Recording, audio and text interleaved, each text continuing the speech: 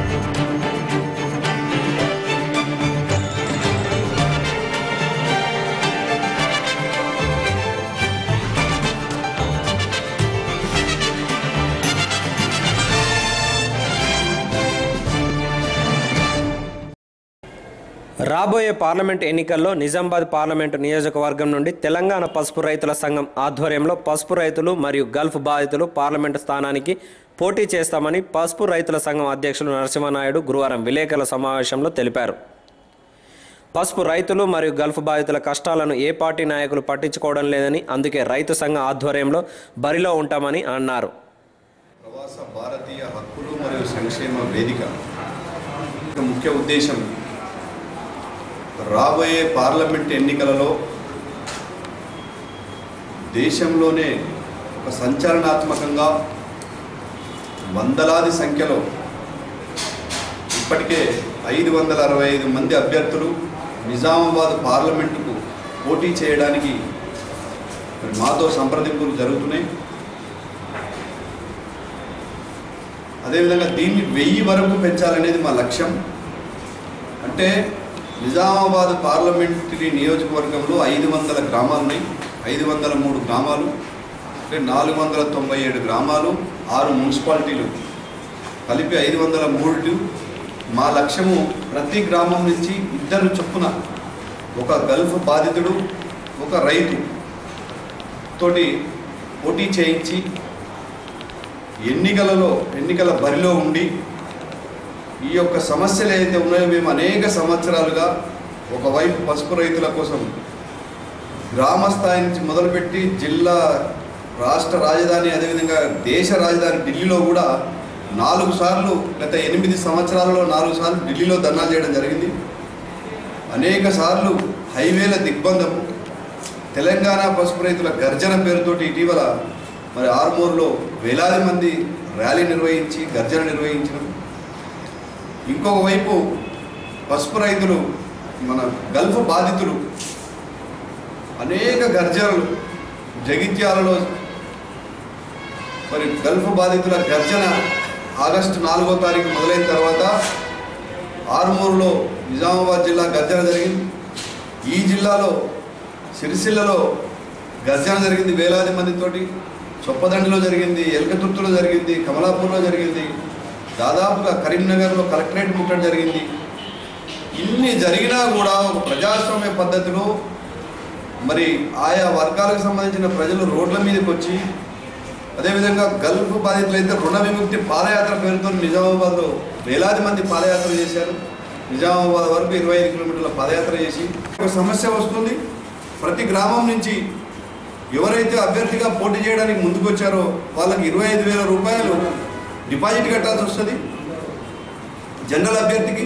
అదేవిధంగా రిజర్వ్డ్ కేటగిరీలో ఉంటే 12,500 రూపాయలు కట్టాల్సి వస్తుంది. ఈ డిపాజిట్ సంబంధించినటువంటి డబ్బును కూడా ప్రజలే సమకూర్చి ఆయా గ్రామాలలో ఉన్నటువంటి రైతులు కావచ్చు, గల్ఫ్ బాధితులు కావచ్చు సమకూర్చుకొని వాళ్ళు మరి వాళ్ళని ప్రోత్సహించాల్సిందిగా నేను కోరుతున్నా. ప్రస్తుతం ఇక్కడ పొద్దుటూరు జలంధర్ రెడ్డి గారిని నేను మనస్ఫూర్తిగా అభినందిస్తున్నా. ఎందుకంటే ఆయన స్వచ్ఛందంగా మరి డబ్బు విషయం కూడా ఏమీ ఆలోచించకుండానే ఈరోజు నామినేషన్ వేయడానికి ఒక మంచి కాజు, ఒక మంచి ప్రజా సమస్యను ఎక్స్పోజ్ చేయడం కోసం ముందుకొచ్చినటువంటి మొట్టమొదటి అభ్యర్థి. నేను వారిని మనస్ఫూర్తిగా మరి అభినందిస్తున్నా. ప్రజలకు కూడా ముందుకు రావాల్సిందిగా నేను కోరుతున్నా. వారు నామినేషన్ వేసి ఇంట్లో కూర్చోరు. మేము అందరం కూడా చెప్తున్నాం, నామినేషన్ వేసి ఇంట్లో కూర్చునేదే ప్రచారం చేస్తాము, ఓట్లు వేయమని చెప్తాము. వారిలో ఉన్నటువంటి 500 మందో 1000 మందో ఉంటే మీకు ఇష్టమైన అభ్యర్థికి వేయండి, కానీ మిగతా రాజకీయ పార్టీలకు మాత్రం వేయొద్దు అనేది మేము కోరుతాం. రేపు కేవలం ఎంపీకి మాత్రం వేస్తున్నాం. ఎమ్మెల్యేలకు ఎందుకు వేయడం లేదు అని అంటే ఈ సమస్యలు ఏదైతే ఉన్నాయో మేము తీసుకుని జాతీయ స్థాయితో ముడిపడి ఉన్నాయి. మా యొక్క ఫోకస్ అంతా కూడా ఒక సైడే పెట్టాలి. కాబట్టి ఒక దగ్గర ఎమ్మెల్యేలకు 20 మంది, ఇంకో ఎమ్మెల్యేలకు 20 మంది, ఇంకో ఎమ్మెల్యేలకు 50 మంది వేస్తే మా సమస్యను మేము దృష్టికి తీసుకురాలేము. ఒక పర్టికులర్ స్థానానికి వందలాది సంఖ్యలో వచ్చిండ్రు నిరసన వ్యక్తం చేస్తున్నారు అనేది మా యొక్క టార్గెట్. పార్లమెంటు ఎన్నికల్లో మరి గల్ఫ్ బాధిత సోదరులు, ముఖ్యంగా ఈ పార్లమెంట్ పరిధిలో ఉన్నటువంటి రైతు సోదరులు, దాంట్లో ముఖ్యంగా పసుపు రైతు సోదరులు ఒక నిర్ణయాన్ని తీసుకోవడం జరిగింది. ఈ ప్రాంత ప్రజల సమస్యల గురించి ఏ రాజకీయ పార్టీ కూడా పట్టించుకునే పరిస్థితుల్లో మరి పార్టీలకు అతీతంగా మేమే సమస్యల గురించి పోరాడతాం, మాకే ఓట్లు ఏంటని ఒక నిర్ణయం తీసుకొని సుమారు ఒక 565 మంది రైతు సోదరులు గల్ఫ్ ప్రాంత బాధిత ప్రజానీకం నామినేషన్ వేయడానికి సిద్ధమైంది. మరి ఇవాళ మా సత్తా చాటుతాం, ఎన్నికల్లో ఓట్లు కొనుక్కొని మేము గెలుస్తామని విర్రవీగుతున్నటువంటి రాజకీయ పార్టీ నాయకుల యొక్క తలరాతలు మారుస్తాం. మేము గెలవకపోయినా మీ గెలుపును అడ్డుకుంటామని చెప్పి వాళ్ళ ముఖ్యమంత్రితో వీళ్ళంతా కూడా ముందుకు వచ్చి నామినేషన్ల పర్వానికి శ్రీకారం చుట్టడం జరిగింది. మరి వాళ్ళు లేడు. ముఖ్యంగా తెలంగాణలో మన కరీంనగర్, నిజామాబాద్ 2 జిల్లాల్లో గల్ఫ్ బాధితులు మరియు రైతు పసుపును పండించే రైతులు చాలామంది ఉన్నారు. ప్రపంచంలోనే మన నిజామాబాద్ మరియు కరీంనగర్లో పండించే పసుపు అత్యంత గిరాకీ ధర పలికినా కానీ నేడు ఆ పసుపు ఈ రైతులకు, పసుపు పండించే రైతులకు న్యాయం జరగట్లేదు, తగిన ధర రావడం లేదు, ప్రభుత్వం కూడా మద్దతు ధర ప్రకటించడం లేదు. దానికోసమే ఈరోజు రైతులందరం సుమారు 1000 మందిని నిజామాబాద్ లోక్సభకు పోటీ చేయాలని నిర్ణయించుకున్నాం. మొదటగా నేను నామినేషన్ వేయబోతున్నాను. దీనికి ఈ యొక్క పోరాటానికి రైతులందరూ కుల మతాలకు అతీతంగా, రాజకీయ పార్టీలకు అతీతంగా ప్రతి రైతు ప్రతి ఊరి నుంచి మన పోరాటానికి ముందుకు రావాలని జెడ్పీటీసీ, ఎంపీటీసీల ప్రచారానికి ముగింపు దగ్గర పడడంతో ప్రచారాలు జోరుగా సాగుతున్నాయి. ప్రచారాల్లో భాగంగా అభ్యర్థుల వెంట వెళ్లి అభ్యర్థులను గెలిపించాలని పలు పార్టీల నాయకులు ఓటర్లను కోరుతున్నారు.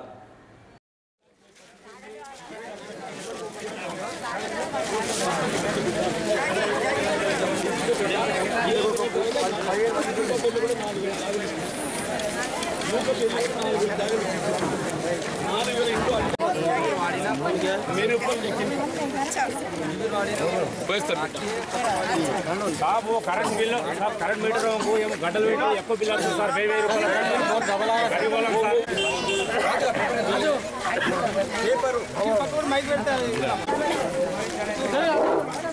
1000 ఓటు అడుగుతుంది అంటే తెలంగాణ ఇచ్చిన ఘనత కాంగ్రెస్ పార్టీది. ఎవరు దయదాక్షిణ వల్ల రాలేదు. మన సోనియా గాంధీ దేవత లాంటిది సోనియా గాంధీ. కాంగ్రెస్ పార్టీ కేవలం మన తెలంగాణ ఇవ్వడం వలన ఈ రోజు తెలంగాణలో మనం గంటాపథంగా కాంగ్రెస్ పార్టీ జెండా ఆవిష్కరించబోతున్నాం, జెండా రెఫరబుల్ ఆడబోతుంది. మన మండలంలో, మన జిల్లాలో, మన తెలంగాణ రాష్ట్రంలో కూడా తొలి ముఖ్యమంత్రి తెలంగాణ ప్రాంతానికి చెందిన తెలంగాణ కాంగ్రెస్ పార్టీ అభ్యర్థులు ముఖ్యమంత్రి కాబోతున్నారు. ఈ విషయాన్ని మీరు అందరూ గమనించాలి. ఎవరో కాంగ్రెస్ అంటారు. ఇలాంటి పార్టీలు మార్చే, ఊసవెల్లు రంగులు మార్చే రాజకీయ నాయకులు ఉన్న రోజులలో మీరు గ్రామాన్ని కాపాడాలంటే కాంగ్రెస్ అయిన హస్తం గుర్తుకు సాథ్ ఇవ్వండి, గ్రామాన్ని కాపాడండి. దయచేసి ఓటర్ మహాశయులందరికీ విజ్ఞప్తి చేస్తున్నాను. ఈ విషయాన్ని మీరు అందరూ మరోసారి గమనించి హస్తం గుర్తుపై ఓటు వేసి 2 ఓట్లు ఇస్తారు. దయచేసి మీరు అర్థం చేసుకోవాలి. 2 పేపర్లలో కూడా మధ్యలో మన హస్తం గుర్తు ఉంది. 2 ఓట్లు మన హస్తం గుర్తుకు వేసి మన ఎంపీటీసీ అభ్యర్థి అయిన కొండ శారద గారిని మరియు జెడ్పీటీసీ అభ్యర్థి అయినటువంటి పెన్నెం నాగలక్ష్మి గారిని గెలిపించి రానున్న ఎన్నికలకు శంకరావం పూరించాల్సిందిగా మీ అందరినీ కోరుకుంటూ రేపు రాబోతున్నటువంటి ఈ ఎంపీటీసీ, జెడ్పీటీసీ ఎన్నికల్లో మీ అందరి యొక్క మద్దతును కోరడానికి మరి ఈరోజు నేను టిఆర్ నగర్ కాలనీ రావడం జరిగింది. ఈ కార్యక్రమ సభాధ్యక్షులు మండల కాంగ్రెస్ అధ్యక్షులు మిత్రులు దామోదర్ రావు గారు, మాజీ జిల్లా పరిషత్ సభ్యులు ఎల్లారెడ్డి గారు, శ్రీనివాస్ గారు, ఎంపీటీసీ అభ్యర్థినిగా పోటీలో ఉన్నటువంటి సోదరి శారద గారు, అట్లాగే జడ్పీటీసీ అభ్యర్థినిగా పోటీలో ఉన్నటువంటి సోదరి పెండం నాగమణి రాములు గారు, మన గ్రామ ఉప సర్పంచ్ గారైనటువంటి రోహినా. వాస్తవంగా వల్ల టిఆర్ నగర్ కాలనీ చూస్తే మొత్తం హిందుస్థాన్ చూసినట్టు ఉంటుందా? అంటే మొత్తం దేశంలో, భారతదేశంలో ఎన్ని కులాలు ఉన్నాయో అన్ని కులాలు మన టిఆర్ నగర్ ఉన్నాయా అంటుంది. వీళ్ళ కుల మతాలకు అతీతంగా ప్రేమతోని, స్నేహ భావంతోని మెదులుతున్నట్టు ఒక ప్రాంతం ఏదైనా ఉన్నది అంటే టిఆర్ నగర్ అని చెప్పి అంటున్నాను. వీళ్ళు సర్పంచ్ గా సోదరుడు శ్రీనివాస్ హిందూ ఉంటే, మన ఉప సర్పంచ్ గా మన రోహినా బేగం మా ముస్లిం ఆడబిడ్డ ఉప సర్పంచ్ ఉందని చెప్పి అంటున్నాను. ये भी एक ऐसी मिसाल है, सिर्फ जगचल हद तक ही नहीं, पूरा रियासत में एक मिसाल बन के रहेंगे टीआर नगर. पूरा हिंदू मुसलमान एक सैती के वास्ते जैसे मिल के रहते, ये टीआर नगर मिसाल बन के रहेंगे बोल के मैं बोलना चाहता हूं. मैं अब 20 సంవత్సరాలు గడిచినప్పటికీ ఇక్కడ ఈ ప్రాంతంలో ప్రభుత్వ పరంగా కల్పించవలసిన సౌకర్యాలు పూర్తి స్థాయిలో కల్పించలేకపోవడం కొంత విచారకరం, బాధాకరం అని చెప్పి కూడా మనం చేస్తున్నాం. ఇవాళ ఒకటి మాత్రం నేను చెప్తా, త్రాగునీటి కొరకు మాత్రం ఇబ్బంది లేకుండా మరి బావి నల్లలతో సహా త్రాగునీటి సౌకర్యం మాత్రం అందరికి అందించడం జరుగుతుందని చెప్పని నేను సభాముఖంగా మనం చేస్తాను చెప్పండి. అభి బోలియే क्या तेलुगुदेशम की हुकूमत 10 साल हुकूमत में रहकर 10 साल हुकूमत में रहकर कभी 4% रिजर्वेशन अमल करना बोलिए सोचे क्या बोलिए? ఇవాళ ఏదైతున్నదో మా ఓ మిత్రుడు కార్యకర్తున్నాడు, నేను ముస్లిం సేవ చేస్తా అని చెప్పని. అరే నాయన, మీ నాయకుడు ఎన్ని మాటలు చెప్పిండు, ఇలా ఎన్ని అబద్ధాలతో చూడు నాయన అంటున్నా నేను. ఇవాళ ఏదైతున్నదో దళితులకు ముఖ్యమంత్రి ఇస్తా అని చెప్పిండు, దళితులకు ముఖ్యమంత్రి ఇస్తా అని చెప్పిండు, ముస్లింలకు ఏదైతుందో ఉప ముఖ్యమంత్రి ఇస్తా అని చెప్పిండు. ఏమైంది నాయన? ఇవాళ తెలంగాణ రాగానే దళితులు మర్చిపోయిండు, మా ముస్లింలు మర్చిపోయిండు. ఇవాళ ఏదైతున్నదో కేవలం ఆనాడు ఏదైతుందో తెలంగాణ రాష్ట్రం ఏర్పడడంతోనే నేను తెలంగాణకు కావాలి కుక్క లెక్కుంటే తప్ప నేను ఏ విధమైన అధికారాన్ని కోరుకోనని చెప్పిండు. ఏ సహీ అయ్యాలి అది అక్బరాత్ లిఖావా. ఇవాళ అంటుండు నేను కావాలి, నా కొడుకు కావాలి, నా బిడ్డ కావాలి, నా అల్లుడు కావాలి, నా మేనల్లుడు కావాలి, ఇంకెవరైనా మిగిలితే వానికి కావాలి. అంతేనా నాయన? ఏ తెలంగాణ టిఆర్ నగర్ కాలనీ వాస్తవ్యులను టిఆర్ నగర్ కాంగ్రెస్ గెలిపిస్తే మొత్తం రియాసత్ రాష్ట్రం అంతా కాంగ్రెస్ గెలిపించినట్టయా?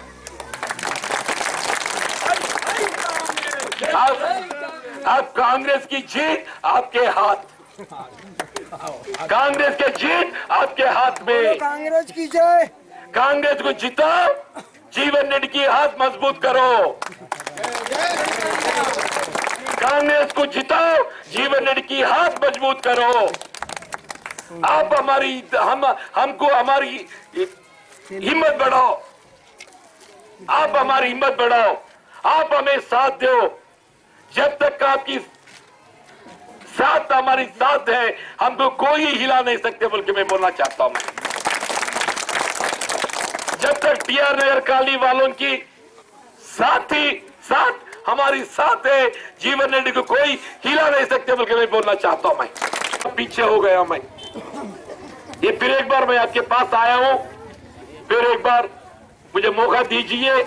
अब आने वाले 5 साल में टीआर नगर को జగిత్యాల నియోజకవర్గం లోపలనే ఒక మోడల్ కాలనీగా తీర్చిదిద్దేటువంటి అవకాశాన్ని నాకు ఇవ్వాలని చెప్పి కోరుతూ సెలవు తీసుకుంటాను.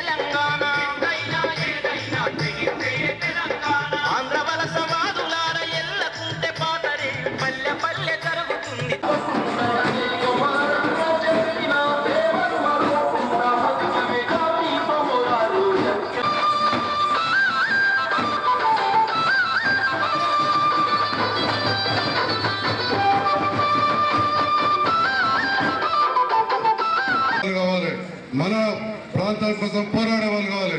గత 14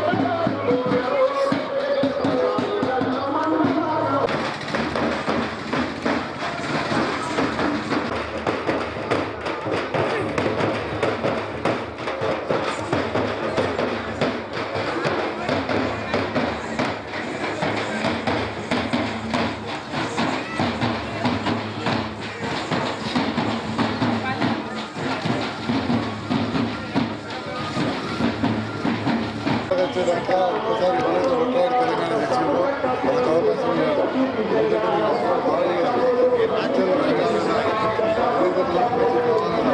ఒక్కసారి తెలంగాణ అవకాశం లేదు. తప్పకేయాలమ్మా, వారు కూడా ఒకసారి అవకాశం లేదు.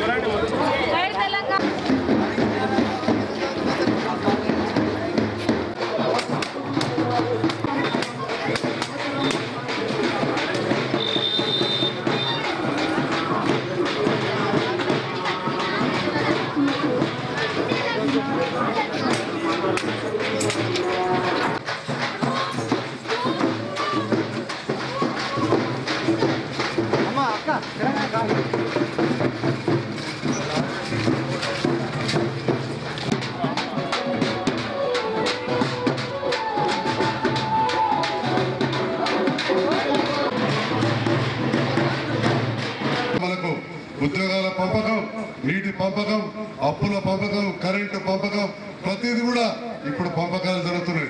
మరి ఇటువంటి టైంలో ఒక మూర్ఖంగా ఒక పట్టుదలతోటి తెలంగాణ వాళ్ళ కోసం కొట్లాడే వ్యక్తి ఎవరంటే కేసీఆర్ గారని నేను నమ్ముతున్నా. జై కేసీఆర్. తెలంగాణ రాష్ట్ర సమితికే కారు గుర్తుకే మరి తెలంగాణ రాష్ట్ర సమితి గెలిపించుకొని మరి తెలంగాణ రాష్ట్ర సమితి ప్రభుత్వాన్ని మనం అధికారంలో తెచ్చుకొని మరి ఏదైతే ఇవాళ తెలంగాణ రాష్ట్ర సమితికి మనం ఓటేసి గెలిపించాలి.